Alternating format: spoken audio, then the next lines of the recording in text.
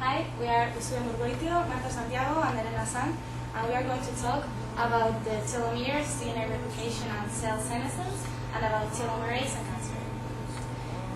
Telomeres, which mean the part of the end, were discovered in the 1930s by Hermann Joseph Müller and Barbara McClintock, who got a Nobel Prize.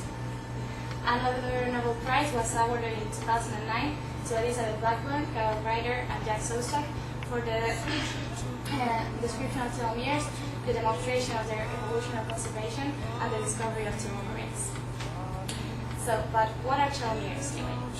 Telomeres are the free ends of the linear chromosomes in eukaryotic cells.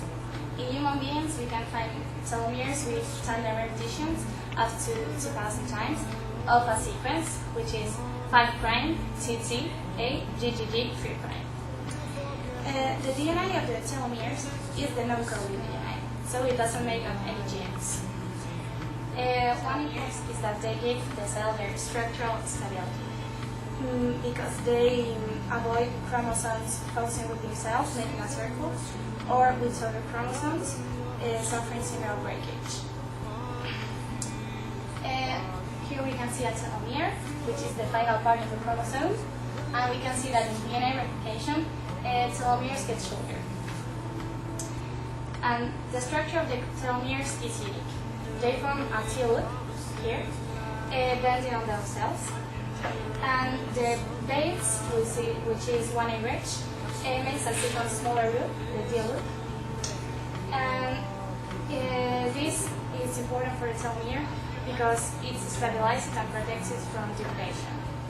There are some proteins, which are the doublet telomere binding proteins, TRF1 and TRF2, which stabilize this loop structure. The TRF1 is important for the intratelomeric coiling, and the TRF2 is especially abundant in the base of the T-loop. So they work like two hands tying a knot. The TRF1 makes the loop, and the TRF2 secures it. The function of telomeres is very important in DNA replication in eukaryotes because they avoid the loss of important information. This is because when eukaryote cells replicate, they need a 3-OH end in one of their branches in order to replicate the whole DNA sequence. The telomeres can bend on themselves, providing the cell with a 3-OH free end, so it can replicate. Without the telomeres, the cell will get shorter and shorter in the 3-OH stream, and that's what we call the end replication problem, which is solved by telomeres. Because if they are lost, it's not important, because they don't give any important information for the cell.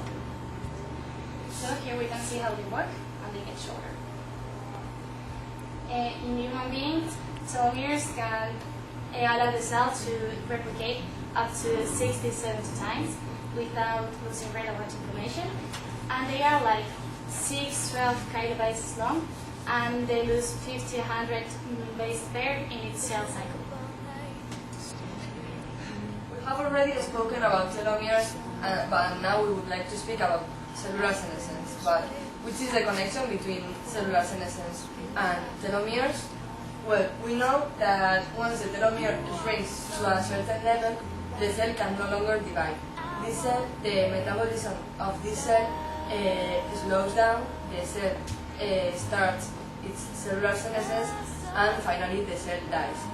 And some studies have revealed that telomeres are playing a very important role in cellular senescence. Which is this important role?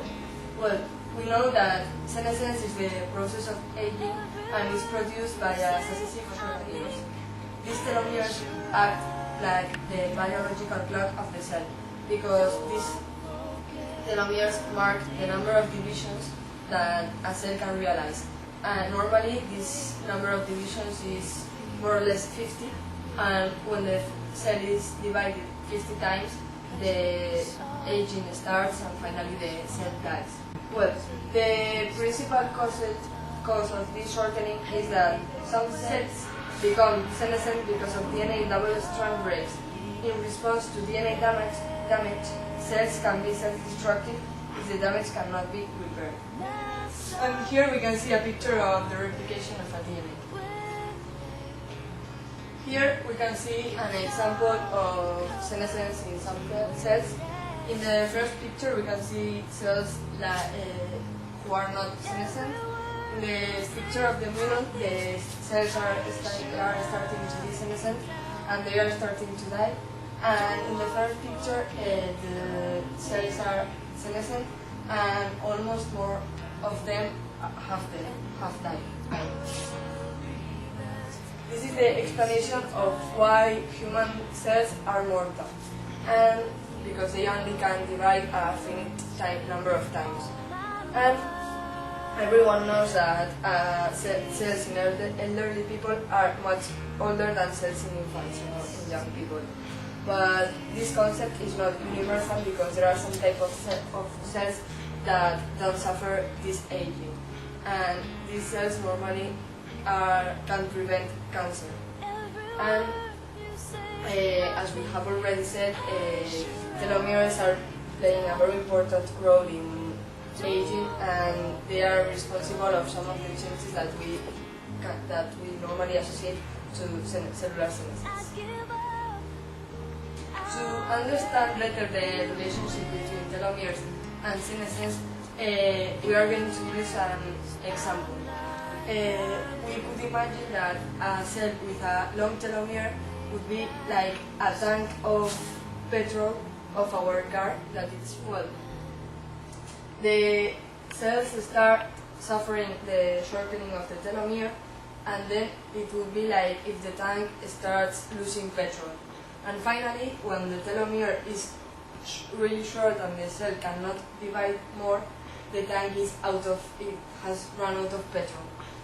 And there is an enzyme called telomerase that would be like adding more fuel to our tank, and like that the car could continue. As we have already said, a group of scientists got the Nobel Prize for discovering what's the telomerase. And they discovered that telomerase is playing a really important role in senescence. And here we can see how a cell without telomerase is becoming senescent and finally die. In addition, here we can see a picture who represents the difference between a cell with telomerase and a cell without telomerase. In purple we can see that a cell with telomerase doesn't suffer senescence and has a continuous life. And here in the second graphic line we can see the difference between a cell without telomerase. The cell starts suffering the aging, suffer a crisis, and finally the cell dies.